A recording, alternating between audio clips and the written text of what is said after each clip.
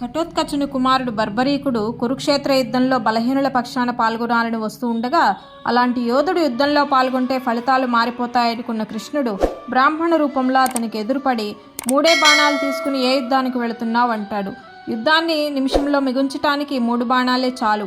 ఎవరిని హతం చేయాలో మొదటి బాణం, ఎవరెవరిని రక్షించాలో 2వ బాణం, శిక్షణ అమలుపరిచేది 3వ బాణం అంటాడు బర్బరీకుడు. ఆ బాణాల శక్తి చూసిన కృష్ణుడు, ఏ పక్షానికైతే నువ్వు సాయం అందిస్తావో అది బలమైందిగా మారుతుంది, 2వ పక్షం బలహీనమవుతుంది అనగానే బర్బరీకుడికి విషయం అర్థమవుతుంది. మహాసంగ్రామానికి ముందు ఒక వీరుడు తల బలి కావాల్సి ఉందని, నీకంటే వీరుడు మరెవరూ లేరు కనుక నీ తలనే బలిగా ఇవ్వమని కోరుతాడు కృష్ణుడు. మారు మాట్లాడకుండా తన తల నరికి కృష్ణుడి చేతిలో పెడతాడు. తనకు యుద్ధాన్ని చూడాలని ఆశగా ఉందనంటే ఆ తల తీసుకుపోయి యుద్ధరంగమంతా కనిపించేట్లు ఎత్తైన గుట్ట మీద పెడతాడు కృష్ణుడు. అలా బర్బరీకుని తల మహాసంగ్రామానికి సాక్ష్యంగా మిగిలింది. జై శ్రీ